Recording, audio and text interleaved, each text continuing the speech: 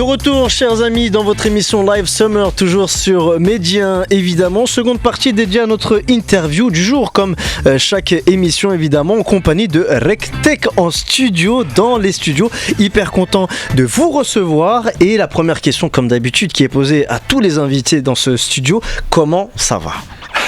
Très très bien, Sofiane, merci beaucoup pour l'invitation. Avec grand plaisir, c'est important de poser cette question-là. Il y a quelques semaines de ça, je fais juste la petite parenthèse, on avait reçu un psychologue et aussi il faisait beaucoup de préparation mentale et il mettait un point d'importance à vraiment poser la question comment ça va. Alors réellement, sans langue de bois, est-ce que un peu fatigué ouais, un peu fatigué à vrai dire. Je viens de rentrer à Casa, enfin à Tanger. J'étais en petite tournée en Europe et on a parcouru du chemin et beaucoup de kilomètres, donc en vrai un peu fatigué mais très excité d'être là. Super, du coup je prends quand même quelques secondes pour vous présenter. Vous êtes DJ, producteur, vous rentrez justement à peine de tournée, vous êtes né à Casablanca, grandi à Casablanca, c'est la maison mère Casablanca. Exact. D'ailleurs vous y rentrez d'ici quelques jours, vous étiez en Europe sur une tournée. Est-ce que vous pouvez un peu nous raconter cette tournée en Europe, les villes que vous avez traversées et quel était le cadre de cette tournée ? C'était dans le cadre de ma tournée estivale. Le parcours était très intéressant puisque j'ai fait 2 dates en Estonie, dans 2 îles différentes. Puis on est parti en Croatie, puis en Bosnie, puis on a atterri à Barcelone avant de finir à Paris ce samedi dernier. C'est dingue de faire toutes ces villes-là en Europe. C'est incroyable. Comment ça se passe l'accueil de ce côté de l'Europe ? Je peux te dire que il a fallu que j'emmène avec moi ma femme cette fois pour qu'elle comprenne comment RecTech est accueilli, surtout dans les pays de l'Est. C'était juste incroyable. D'ailleurs, c'est ma 4e fois là-bas en une période de 6 mois ou de 7 mois. Je pense que ma musique parle beaucoup aux gens, auditeurs et festivaliers des pays d'Europe et surtout des pays de l'Est et plus spécialement l'Estonie. Là-bas, il y a quand même un goût spécial pour l'électro, exactement. Pour les DJ. En fait, les pays de l'Est consomment beaucoup plus la musique électronique. Je pense qu'ils sont beaucoup plus adeptes à ce genre. J'en connais pas la source, mais je sais que après la pop, je pense que c'est le style musical le plus consommé là-bas. Donc, ils ont on va dire, des oreilles très aiguisées et ils savent. Est très qualitative et du coup alhamdoulilah, c'est pour ça que j'ai une certaine audience là-bas. Super, d'ailleurs vous revenez un peu au Maroc pour décompresser, pour mettre un peu de repos dans votre planning. D'ailleurs j'aimerais bien qu'on parle de votre musique et de votre parcours avant de parler de votre actualité évidemment, parce qu'il y a un nouveau morceau qui est sorti il y a quelques jours, mercredi dernier si je ne me trompe pas. Donc on va évidemment en parler, on va aussi l'écouter, mais avant ça j'aimerais qu'on parcourt les origines de RecTech, vous venez de Casablanca évidemment. Comment les premières inspirations et surtout les premiers contacts avec à la fois les platines, avec la musique électro se sont faits ?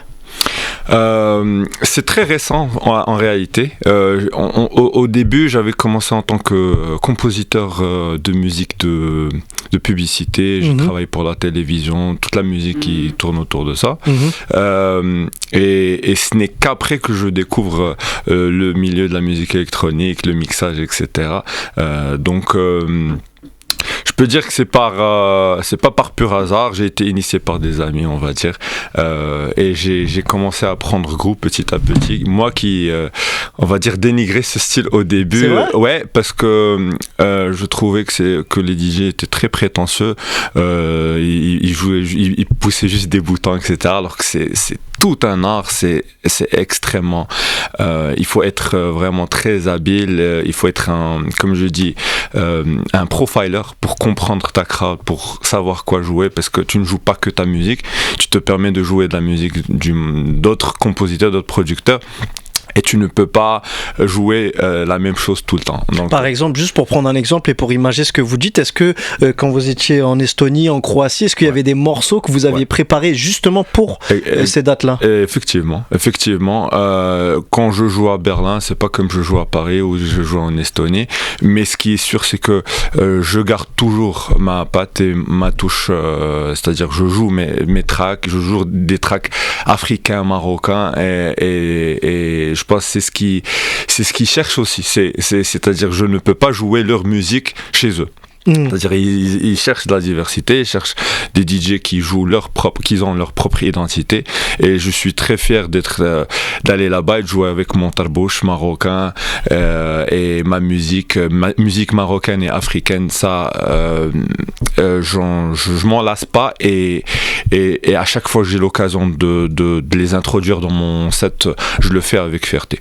C'est aussi une manière d'exporter l'art marocain, le soft power, la culture marocaine, donc c'est évidemment exceptionnel pour à la fois vous et puis votre identité en tant que Marocain. Alors, juste pour comprendre un peu votre parcours, à quel moment vous nous parliez un peu de la musique, comment ça s'est intégré à votre parcours professionnel en fait finalement, parce que c'était d'un point de vue pro, et puis comment le switch s'est fait entre la carrière pro et commencer à mixer, faire des sets, ça s'est passé comment cette petite période? Mais en réalité, ma carrière pro, à la base j'étais codeur, j'étais développeur de ça reste dans le même parce que on est dans le numérique digital. Exactement, c'est comme ça que ça m'a, on va dire, englouti.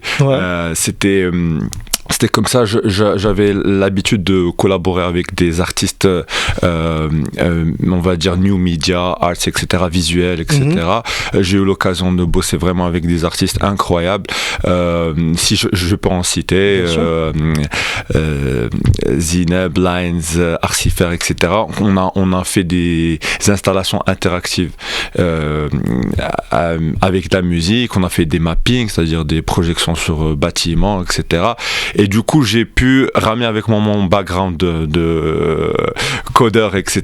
et l'appliquer dans la musique. Et c'est comme ça que ça s'est faufilé en moi, ça s'est intégré petit à petit. Mais réellement, comment j'ai fait le switch, je travaillais dans une agence, et au bout d'un moment je sentais, je vais pas dire burn-out, c'est un peu trop tendance, mais on va dire que la musique m'a toujours appelé, on va dire, de l'intérieur, et il fallait faire une décision radicale, et je remercie beaucoup mes parents, surtout mon père au début, qui m'a dit vas-y, go, contrairement à ce qu'on pourrait. Ma mère était un peu frileuse, je pense qu'elle écoute. Toujours. Ouais, mais j'ai son plus grand support maintenant.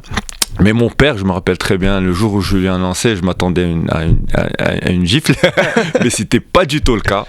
Il m'a dit, si vraiment tu y crois, je pense que tu peux réussir. Et alhamdoulilah, je peux dire qu'aujourd'hui, si j'ai l'honneur de leur offrir ce que je vis là, et surtout de savoir que eux, ils sont fiers de moi, et ils savent que voilà, pour l'anecdote, un jour, ils sont partis avec moi en concert, j'avais un gig à Madrid, et je pense que c'est la première fois qu'ils ont réalisé que, on va dire entre guillemets, notre fils, je pense qu'il a réussi, il est pas fou, il a laissé tomber.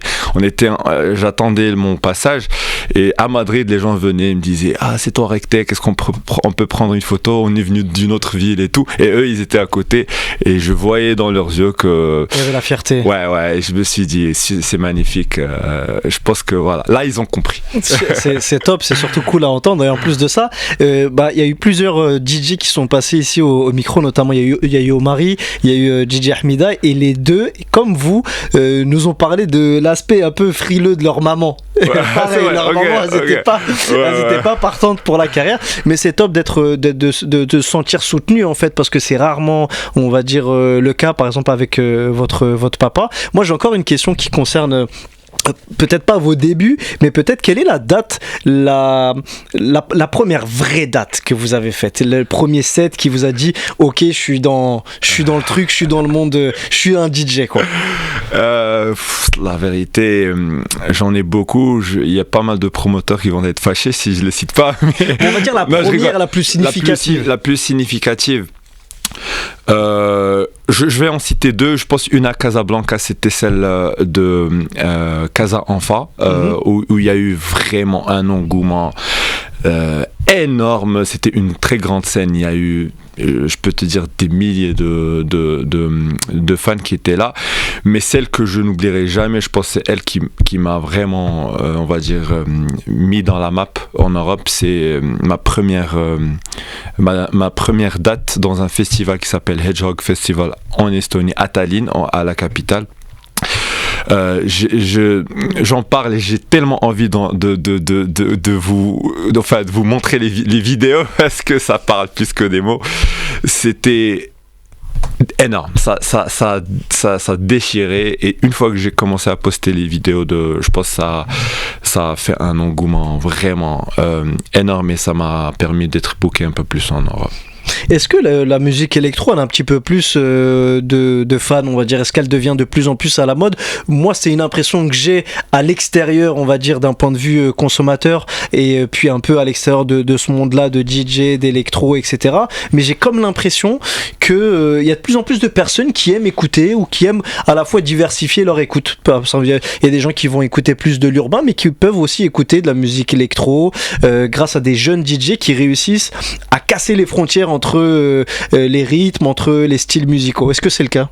Effectivement, c'est une bonne remarque. Je pense déjà l'idée, ce qu'il faut savoir, c'est que Rektek, ma patte, on va dire mon empreinte, c'est on va dire de fusionner le moderne et le traditionnel, et du coup ça permet un peu à une sorte d'auditeurs de les inviter dans notre monde. C'est-à-dire, c'est pas, quand on entend musique électronique, ça fait peur à des gens. Ouais, on pense tout de suite au rave party. Voilà, rave party, à la techno berlinoise, industrielle, tu vois. Alors que la musique électronique englobe énormément de sous-styles, de sous-genres, qui sont très faciles à consommer, on va dire.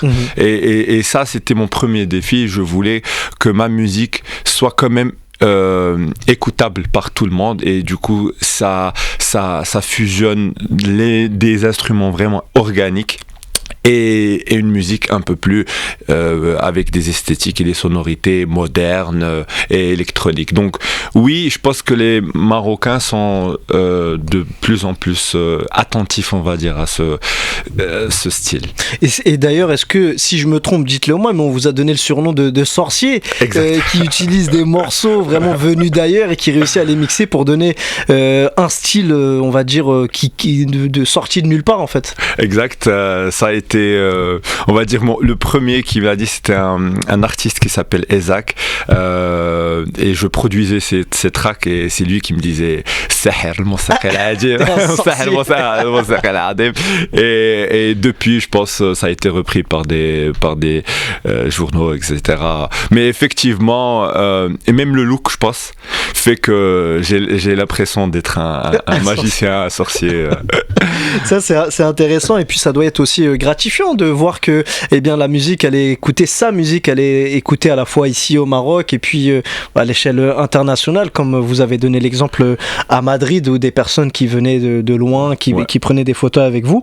À quel point, j'ai envie de vous dire, l'identité marocaine, votre identité marocaine, jeune qui a grandi à Casa, etc., se sent dans votre musique, dans votre production?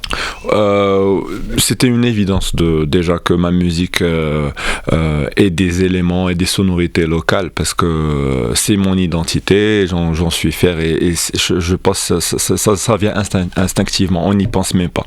Et je pense que quand on écoute ma musique, on sent que c'est pas forcé, que c'est une musique marocaine, traditionnelle, je dis bien africaine en général. Et je pense avec cette fusion avec la musique on va dire moderne, fait que ça s'exporte un peu plus. Je pense que si c'était juste la musique traditionnelle, ça aurait été peut-être un peu cloîtré sur une zone. Moi, j'ai voulu que ça soit spread un peu partout dans le monde, et je pense que on réussit de jour en jour, alhamdoulilah. Et puis c'est même réussi avec un tout nouveau morceau qui est sorti ce mercredi. Il s'appelle Sauvage, en collaboration avec Meriem et Nusayba Lahlou. Avant de pouvoir nous dire un peu plus sur le morceau, comment s'est créée cette collaboration? Comment s'est créée aussi l'inspiration autour de ce morceau? Bon, en premier lieu, moi j'ai composé la musique. La musique a été, on va dire, peut-être produite il y a 1 an. Mais je ne trouvais pas le bon fit, donc je l'ai laissé au tiroir pendant un moment, le temps de trouver, au frais. Le temps de trouver la bonne personne, et c'est là où j'ai eu l'idée d'intégrer Meriem qui chante, on va dire la majorité du track. Meriem est une amie de très longue date. On n'a jamais eu l'occasion de faire un track ensemble, de vraiment très longue date, au début de ma carrière, on va dire, et ce n'est que maintenant que, alhamdoulilah, ça a abouti. Donc elle est de Casa, donc tout simplement on s'est mis au studio, je lui ai fait écouter la musique, elle était à moitié faite, et ensemble on a pu bâtir le track, on l'a coécrit, et ce n'est qu'après, et j'entendais à un moment qu'il fallait un slam ou un rap, et je pouvais pas trouver mieux que Nusayba Lahlou, dont je suis fan depuis bien longtemps, et on n'a jamais eu l'occasion de partager une expérience pro ensemble. Donc je l'ai ramenée au studio, elle aussi, et je peux vous dire que ça a été vraiment très très très fluide. C'était très juicy, rapidement tout est venu en ordre, et je peux vous dire qu'on a fini juste avant ma tournée, donc il n'y a même pas 1 mois. C'était vraiment très rapide, et puis voilà, on est très très très satisfait du résultat, et voilà, on va attendre le feedback des auditeurs. Bien sûr, mais surtout, moi, j'ai toujours pas une question, mais une sorte de curiosité sur la création des morceaux, et surtout sur ce track qui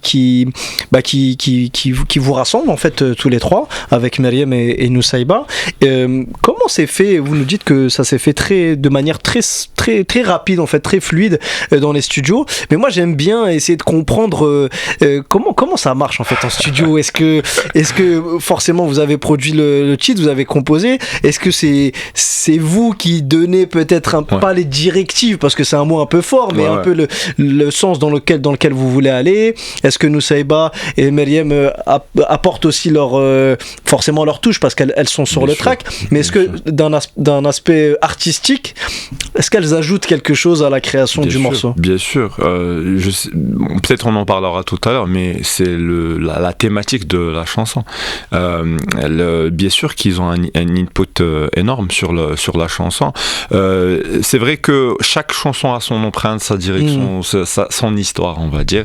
C'est pas toujours aussi fluide. Je peux te dire qu'il y a des tracks, ça m'a pris 2 ans pour les filer, mais celui-là, en fait, j'avais déjà une idée sur comment je voyais le chant, et du coup, entre guillemets, je pouvais les orienter un peu au niveau chant, écriture et slam.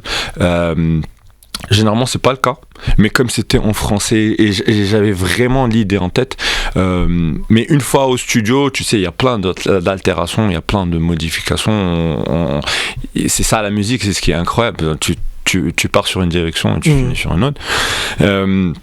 Donc l'idée c'était une guitare simple que j'avais créée, si tu veux exactement si tu es curieux de savoir, c'était une guitare simple, puis d'autres layers de guitare se sont rajoutés, puis les drums, et puis voilà, la basse ça a été fait vraiment à la fin, et il faut que je mentionne aussi que ça a été mixé par un ami qui s'appelle Purple Shade, qui m'a aidé au mix. Et puis voilà, il faut pas trop se poser des questions ou avoir un stratagème. Oui. Ça reste de la musique. Voilà. Du feeling. C'est du feeling. Elle vient, elle me dit voilà, on peut changer ça et ça, etc. Donc, Et le morceau en lui-même, bon, il s'appelle Sauvage. De quoi il parle encore, parce qu'on va pouvoir l'écouter d'ici 1 minute, 2 minutes. S'il fallait le présenter à des auditeurs qui vont l'écouter justement. Bon, Sauvage, c'est un track qui est très frais, très ensoleillé, très estival, etc. Mais en réalité, derrière, l'histoire, on va dire, la thématique est, je trouve, très intéressante parce que ça parle des femmes, on va dire...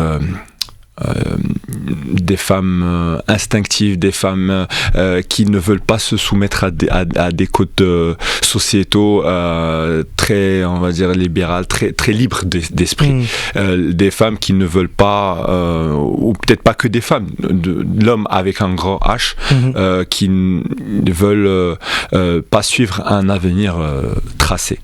Ok, ben c'est une thématique assez profonde en fait, finalement, sur une sonorité assez légère, joyeuse, exactement. Voilà, assez légère, qui colle parfaitement à la période. On va bien sûr l'écouter. Merci beaucoup Rectech d'être avec nous dans nos studios, répondu à toutes mes questions un peu. Voilà, moi j'aime bien avoir les making of. Moi j'aime beaucoup les making of des films, des musiques et tout. Donc et je trouve ça intéressant aussi pour nos auditrices et auditeurs. On va pouvoir s'écouter le morceau Sauvage avec évidemment Rectech au platine, qui a composé le morceau avec Meriem et Nuseiba, qu'on va écouter tout de suite et maintenant. Et c'est d'ailleurs même la fin de l'émission. Je vous laisse avec ce beau morceau et je vous souhaite une excellente fin de journée à l'écoute de Medjir. Bye bye.